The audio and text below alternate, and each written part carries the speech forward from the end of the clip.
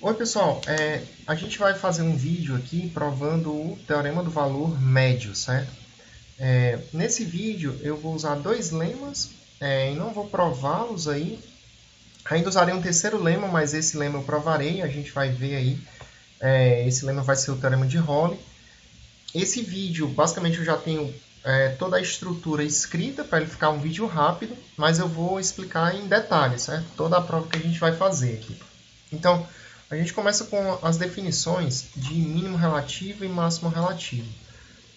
Só dando um esboço geométrico do que significa isso, a gente diz que a gente tem um mínimo relativo de uma função em um ponto x0, por exemplo, aqui, se acontecer o seguinte. Então, eu vou dizer que a função f assume um mínimo relativo, ou um mínimo local nesse x0, se existe um intervalo aberto, centrado em x0, vou dizer, por exemplo, que o raio aqui é epsilon. Então, se existe um intervalo x0 mais epsilon, x0 menos epsilon, de modo que, para qualquer x que você pegar aqui dentro desse intervalo aberto, o f do x ele vai ser, por exemplo, maior ou igual ao f do x0.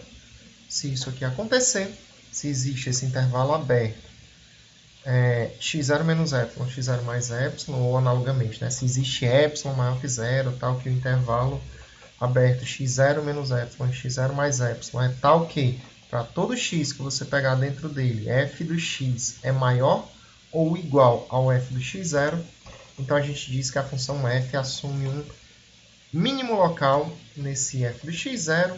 Analogamente, a gente vai dizer que a função f assume um máximo local, por exemplo, num ponto x1. Se existe também um intervalo aberto, só para diferir aqui eu vou colocar um epsilon. Isso é, se existe um intervalo aberto x1 mais epsilon, x1 menos epsilon, de modo que, quando você pega um x dentro desse intervalo, o f do x aqui, ele vai ser menor ou igual ao f desse x1 aqui. Se isso aí acontecer, a gente diz que a função f assume um máximo local ou um máximo relativo nesse x1, certo? Se a função assume um máximo local ou um mínimo local em um ponto, a gente costuma dizer que ela assume um extremo local ou um extremo relativo nesse ponto, certo? Então, essa aqui é a definição 1 da gente, um valor mínimo relativo, a gente diz que a função f assume um valor mínimo relativo em x0, né? Ou equivalentemente, que ela assume um mínimo local, se existe um epsilon maior que zero, tal que f do x é maior ou igual que o f do x0, para todo x pertencente ao intervalo aberto, x0 menos epsilon, x0 mais epsilon, do jeito que eu disse. Ou então, analogamente, dizemos que f assume um valor máximo relativo em x1, ou então máximo local, né? Se existe um epsilon, tal que f do x é menor ou igual do que o f do x1, para todo x pertencente ao intervalo x1 menos epsilon, e aqui é x1 mais epsilon, certo? Um valor mínimo local ou máximo local é chamado extremo local ou extremo relativo, né, da função. O primeiro lema que eu coloco aqui é o teorema de Fermat. Ele diz que se C é um ponto onde uma função f assume um extremo relativo e f' de C existe, então f' de C é igual a zero. Geometricamente, o que é que isso significa? É bem intuitivo também. Se ele diz o seguinte, olha, se você tem uma função f, vou fazer aqui com um máximo relativo, por exemplo, e essa função assume um máximo relativo nesse ponto, significa que se você passar uma função tangenciando o gráfico da função nesse ponto, se essa derivada aqui existir, né, a inclinação da reta que tangencia o gráfico da função no ponto é justamente a derivada da função no ponto. Nota que essa reta ela tem inclinação igual a zero, então significa que a inclinação ou a derivada dessa função aqui é igual a zero, certo? Então, se a função f assume um extremo local, por exemplo, um máximo local aqui em x0 e a derivada existe, então a derivada nesse ponto aqui é igual a zero. Analogamente, no mínimo, né, seria um argumento parecido, né? A inclinação também seria igual a zero, então a derivada nesse ponto aqui também seria igual a zero. É isso aí que significa, esse o significado geométrico aí do teorema de Fermat, certo? O lema 2 é um teorema importante também no cálculo, é chamado teorema do valor extremo. Se uma função f de x for contínua em um intervalo fechado AB, então vão existir pontos C e D pertencentes ao próprio intervalo fechado AB, de modo que f de x vai ser maior ou igual do que f de C e menor ou igual do que f de D, para todo x pertencente ao AB. De modo bem inteligente, que a gente vai chamar esse mzinho aqui desse f do C, e esse mzão aqui eu chamo esse f de D, onde, nesse caso, então, a função f de x, se satisfizer essas condições, essa hipótese aqui do teorema de valor extremo, f de x vai ser maior ou igual do que esse mzinho, menor ou igual do que esse mzão, para todo x pertencente a AB. Esse mzinho e mzão a gente costuma chamar de mínimo absoluto, respectivamente, né? Mzinho e mzão a gente chama de mínimo absoluto e máximo absoluto de f dentro do intervalo fechado AB. Beleza, com essas definições e lemas iniciais, a gente passa para o teorema de Rolle, que será também um lema para provar o teorema do valor intermediário, mas o teorema de Rolle a gente vai exibir a prova, certo? A hipótese dele é a seguinte: seja f uma função contínua em um intervalo fechado AB e diferenciável no intervalo aberto AB, de modo que f de A e f de B sejam iguais. Se essas condições forem satisfeitas, então obrigatoriamente vai existir um C pertencente ao intervalo aberto AB, tal que o f' de C é igual a zero, certo? Para fazer essa prova, pessoal, a gente vai considerar 3 casos, e um desses 3 casos obrigatoriamente tem que ocorrer. Lembra que, por hipótese, f de A é igual a f de B, a gente está chamando esse valor então de K. K é igual a f de A, que é igual a f de B. Obrigatoriamente, um desses 3 casos tem que ocorrer. Ou a função, já que f de A e f de B dá K, ou ela vai ser, por exemplo, uma função contínua, que sempre vai dar K para todo x pertencente a AB, ou então vai ter que existir um x, né, pertencente a AB, de modo que o f do x é maior do que K, ou então, terceiro caso, vai ter que existir um x pertencente a AB, de modo que o f de x seja menor do que K. Se esse primeiro caso ocorrer, então a prova do teorema é muito direta, certo? Lembra que a gente tem que mostrar que existe um C pertencente a AB, de modo que f' do C dê igual a zero. Se esse primeiro caso ocorrer, é muito direto. Se um ocorrer, então f de x é igual a uma constante para todo x. Se você derivar uma função que é constante, a derivada dela é zero. No caso, só precisava de um C. Na prática, que para todo x que você pegar em AB, f' do x aqui dá igual a zero. Então, em particular, existe, né, um C pertencente a AB, de modo que o f' de C dê zero, certo? Vamos supor 2 agora. Vamos supor que 2 ocorre. Olha, lembra que essa função ela é uma função que, por hipótese, é contínua dentro do intervalo fechado AB. Se ela é contínua dentro do intervalo fechado AB, ela satisfaz, em particular, a condição do teorema do valor extremo. Se ela satisfaz o teorema do valor extremo, então existe esse mzão aqui, ó, máximo absoluto, de modo que o f do x é menor ou igual do que o mzão para todo x pertencente a AB, certo? Então é isso que eu vou usar aqui no caso 2. Vamos supor que o caso 2 ocorre. Isso é, se o caso 2 ocorre, tem um x pertencente a AB, tal que f do x é maior do que k. Como f de x é contínuo no intervalo fechado AB, pelo teorema do valor extremo, a gente tem que f possui um máximo absoluto m em AB. Ora, nota que se o caso 2 ocorre, então existe um x pertencente a AB, de modo que f do x é maior do que k. Se f do x é maior do que k para algum x em AB, k não é máximo. Se o k não é máximo, o k é diferente desse m, que é o máximo. Então, o k, que é f de A e f de B, não é máximo. Se o k, que é igual a f de A e f de B, não é máximo, significa que o máximo ocorre em um C, que é diferente de A e de B. Então, significa que o máximo ocorre em um C pertencente ao intervalo aberto AB. Então, esse C onde ocorre o máximo, ele um extremo e, em particular, a função f é derivável nele, ou diferenciável nele. Porque lembra que, por hipótese, a função f é diferenciável no intervalo AB. Se a função f é diferenciável no intervalo AB e C pertence a AB, então C é De novo, se a função f é diferenciável no intervalo AB e C pertence a AB, então f é diferenciável em C. Então, o que está acontecendo? F é diferenciável em C e C é um extremo. Um extremo local, ele é um máximo, né? Então, C é extremo local, ou extremo relativo, e f' do C existe, então f' do C é igual a 0, que era o que a gente queria. Então, nesse caso aqui, nessas condições, com esse C aqui sendo um extremo local e a derivada existindo nele, a gente tem pelo lema 1, pelo teorema de Fermat, que o f' de C é 0, certo? Então, se for o caso 2, o teorema está provado. O caso 3 é bem análogo ao caso 2, certo? Vamos supor que o caso 3 ocorre. Se o caso 3 ocorrer, então, existe um x pertencente a b, tal que o f de x é menor do que k.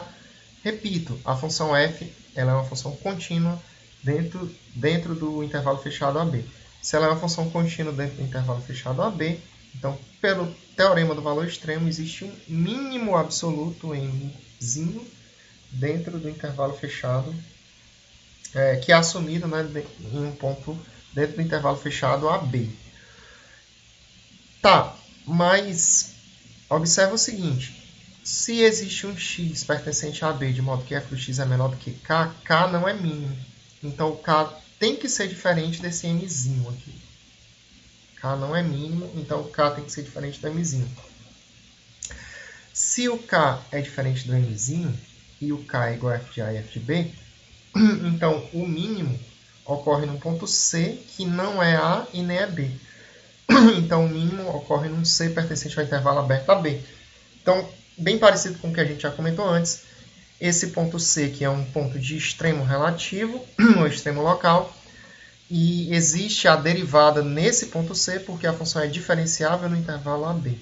Então, C é extremo local, é diferenciável, existe a derivada nesse C, então, pelo teorema de Fermat, f' do C é igual a 0, e está provado aí o teorema de Rolle, certo? A gente vai usar o teorema de Rolle e provar agora o teorema do valor médio, certo?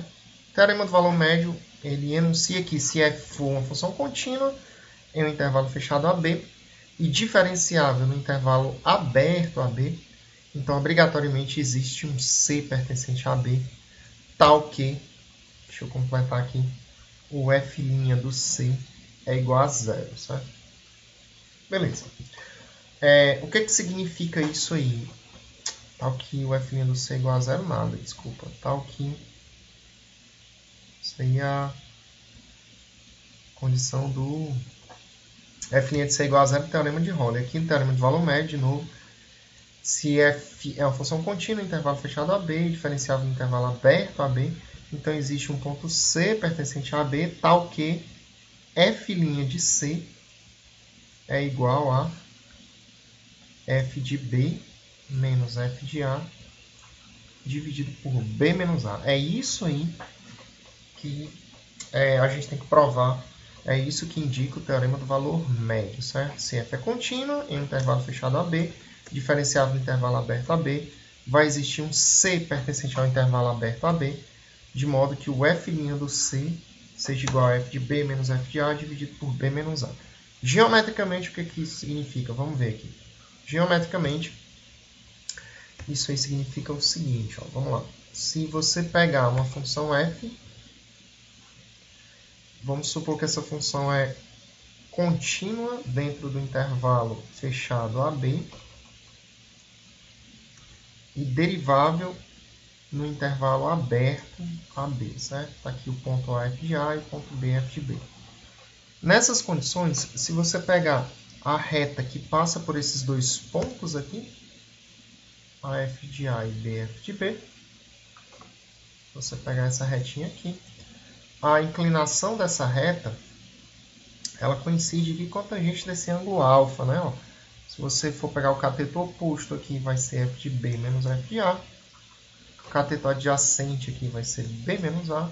A inclinação dessa reta, que é a tangente desse ângulo alfa, é justamente cateto oposto, F de B menos F de A, dividido por B menos A. A gente vai já ver em detalhes que é mesmo, certo? Aqui de outro modo também. Se você pegar a inclinação dessa reta, a inclinação dessa reta é igual a esse número aqui, F de B menos F de A dividido por B menos A. Nessas condições vai existir um C aqui dentro desse intervalo aberto AB, de modo que, se você pegar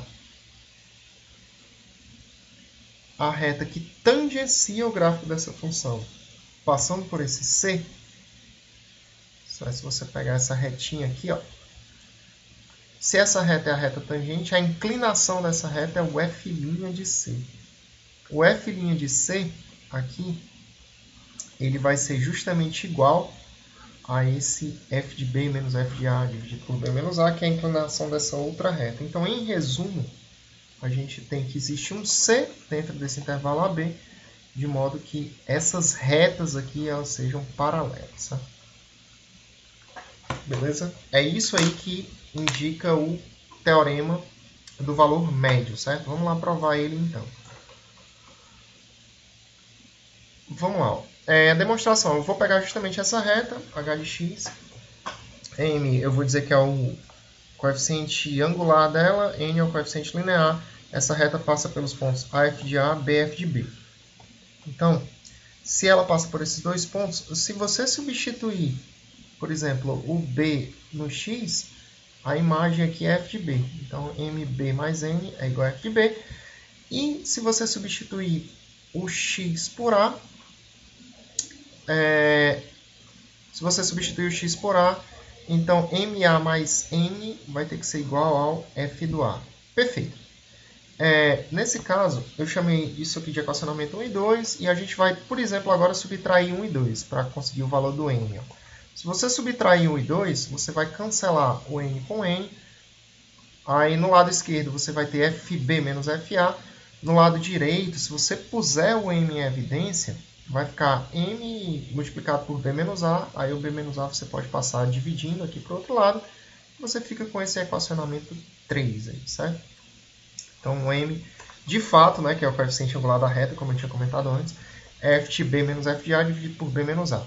A gente vai fazer agora o seguinte argumento. Eu vou pegar esse equacionamento 1 e vou multiplicá-lo aqui por A em ambos os lados.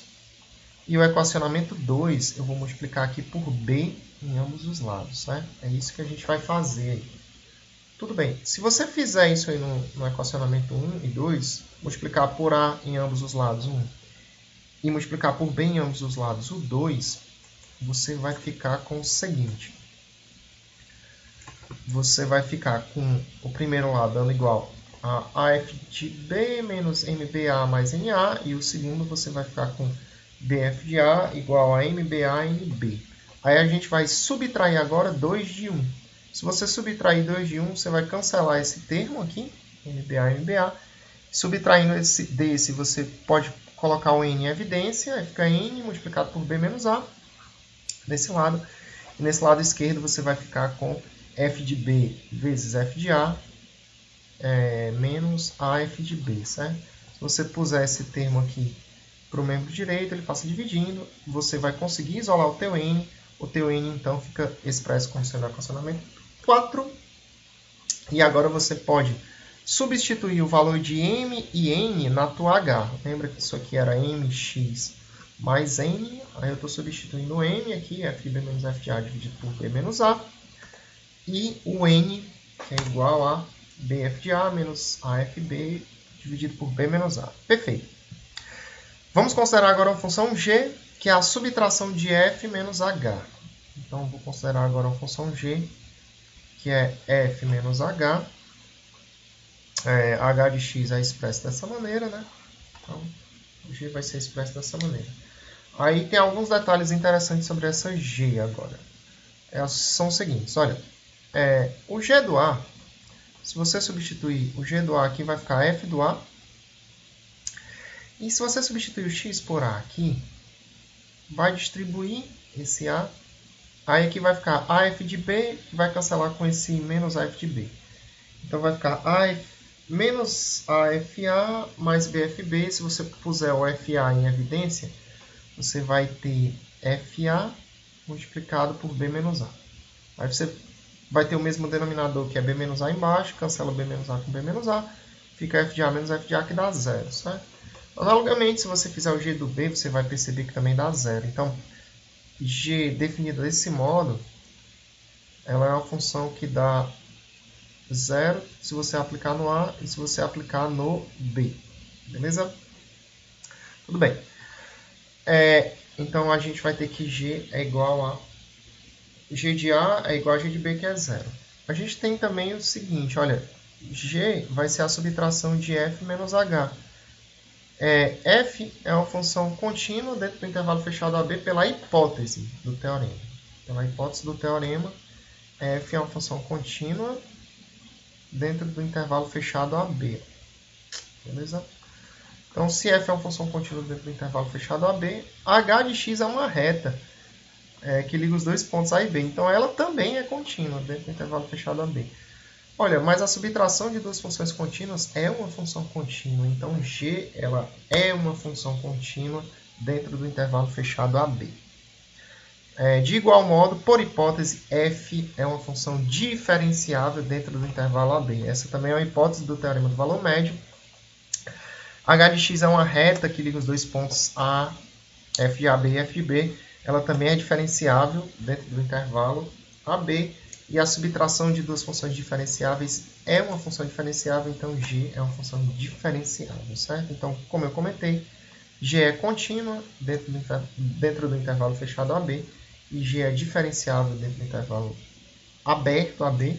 E a gente já viu que G de A é igual a G de B, que é zero. Olha, nessas condições, G ela satisfaz exatamente as condições impostas pelo teorema de Roley. Observe que, substituindo o F por G aqui, G lá é uma função contínua dentro do intervalo fechado AB, diferenciável dentro do intervalo aberto AB, e lá a gente tem que G de A é igual a G de B.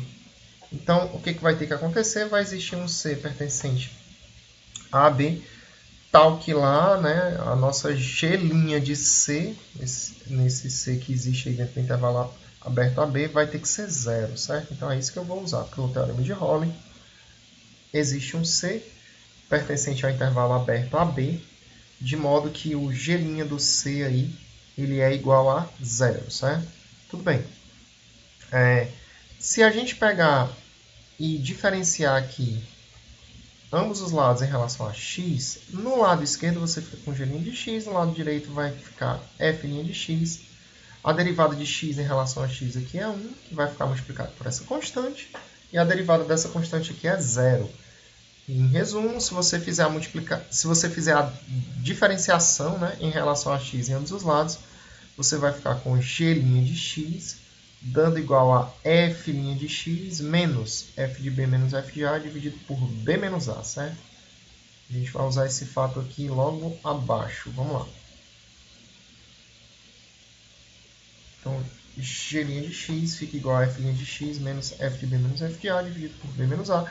Se você aplica essa derivada aqui no ponto C, você vai ficar com G' de C, dando igual a F' de C menos F de B menos F de A dividido por B menos A. O que a gente faz agora? A gente vai usar 7 em 8. Se você usar 7 aqui em 8, eu vou trocar G' de C aqui por 0. Se o G' de C é 0, você vai ter que 0 é igual a F' de C menos F de B menos F de A dividido por B menos A. Se você passar esse termo para o outro lado, você conclui que o F' de C é igual a F de B menos F de A dividido por B menos A, o que finaliza a nossa prova do teorema do valor médio, certo, pessoal? Beleza? Eu espero que tenha ficado claro. Até a próxima. Valeu, hein?